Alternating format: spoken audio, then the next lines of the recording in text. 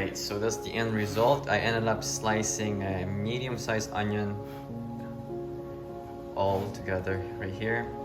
This is 5 cloves of garlic, a cup of carrots, a cup and a quarter approximately, and this amount of celery is about the same as the carrots. So these are what you're going to saute. That's it. So check out how much carrots I took out of this bag, about almost half, and I really just used 3 stalks from this bundle of celery. So now we have the pot hot and ready. Usually what I do is I put the pot like probably level 3 or 4 to start heating it up while I do the vegetables, so it's ready to go. Just use some oil, your preference. I use avocado oil this time. We're gonna start with some onions. Put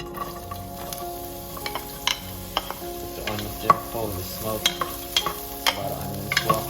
You can't really go wrong with this. So you put onions in there. Let it kind of like get transparent a little bit. Alright, so the onion's a little bit transparent. I took out some onions. I went too crazy with the onions, as you can see here. But kind of get the measurement of the bottom of the pan. You don't want it to be like super oniony, right? So from here, I'm going to go ahead and put the garlic. Right? Garlic doesn't necessarily have to roast. Just fragrant is good enough, because this is a soup anyway, so flavor is gonna disperse eventually. And then from here, make sure your heat is pretty good, because I'm about to pour in both celery and carrots, right? So the garlic is in for about a minute.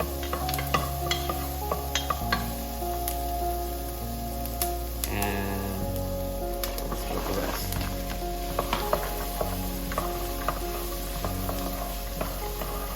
Okay, and then this is when I usually add salt and pepper.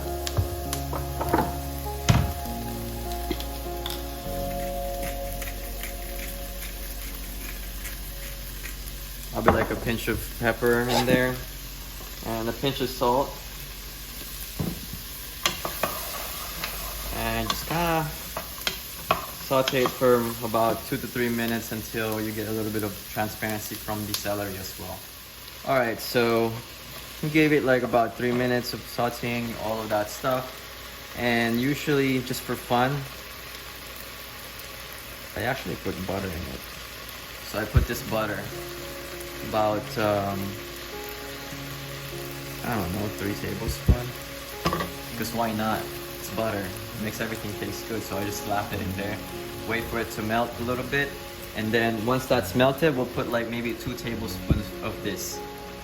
Okay, that's the tomato paste. So our veggies are a little bit buttery now, buttery goodness. This is where I use the paste. I probably would use like a tablespoon, just like this. Or probably more, but you can see it's a little thick, right?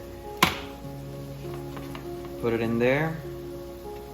And I forgot, if you have these, why not? So mushroom seasoning, I just put a pinch, kind of big pinch. I don't really know if it makes that much of a difference from this dish, but whatever. So I mix it all in. At this point, you gotta be cautious on your fire. You don't want it to be too hot and get the tomato paste to stick. Just mix it all in. There you go. So you start to see the color here on that tomato paste. Alright, that's pretty much it. Once you do that, I'm gonna go ahead and put in all the bone broth. I start with the bone broth first because I just think it's more nourishing, and I want it to be more bone broth than the beef broth.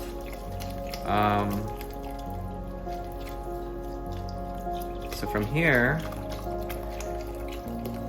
just gonna pour all of it.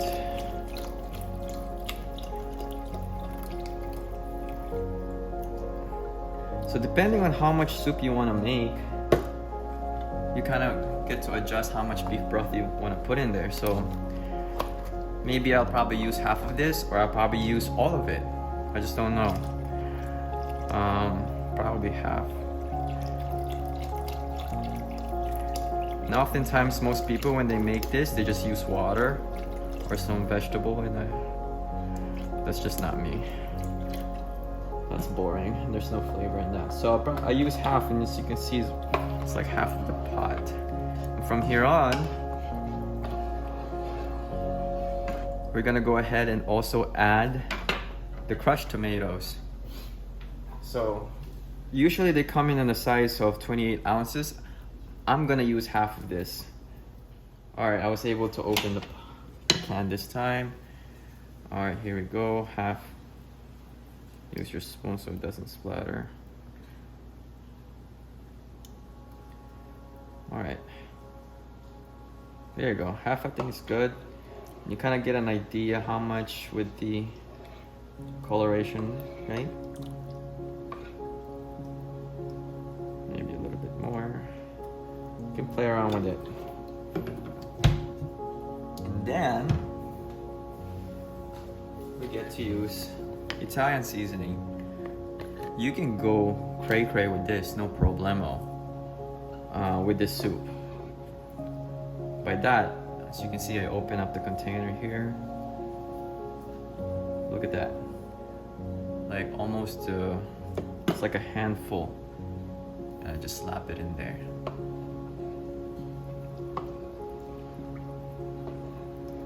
And that's pretty much it.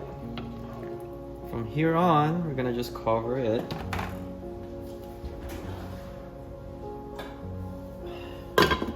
Let it simmer for like 20 minutes or so, because you want to make sure the carrots are soft. And that's it.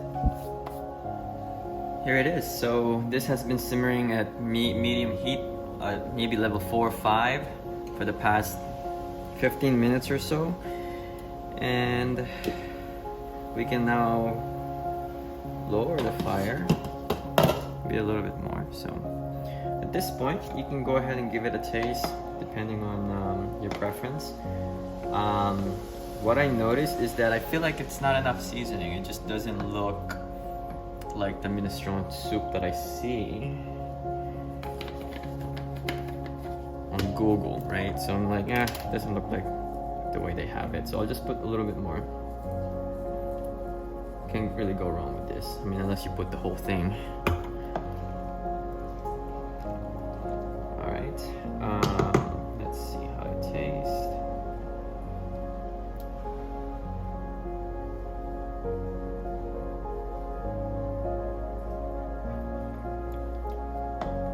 It's pretty good. Not too crazy on the tomato. Maybe you can use a little bit of salt.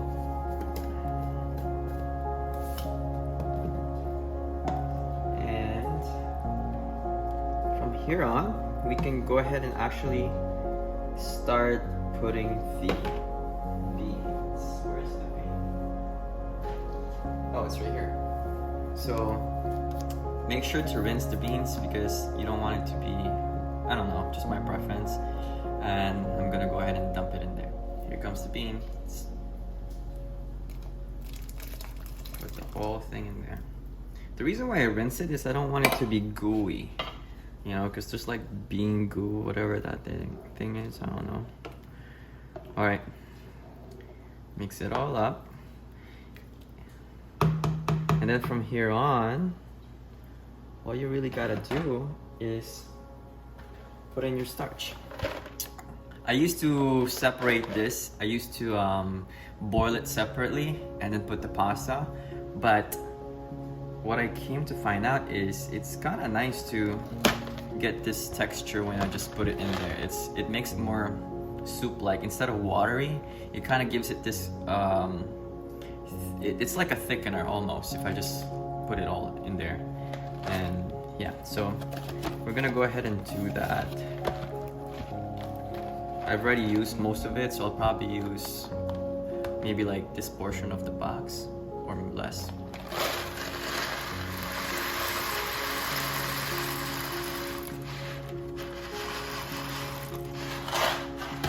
And it seems like you might need more water.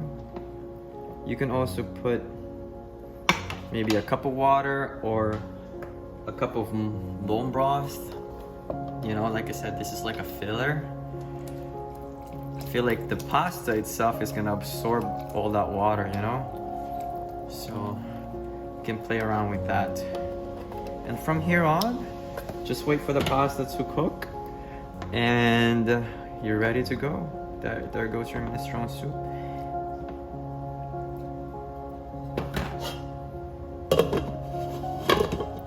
There it is.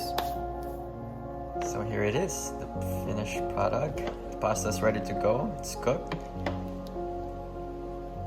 Ready to serve. Enjoy.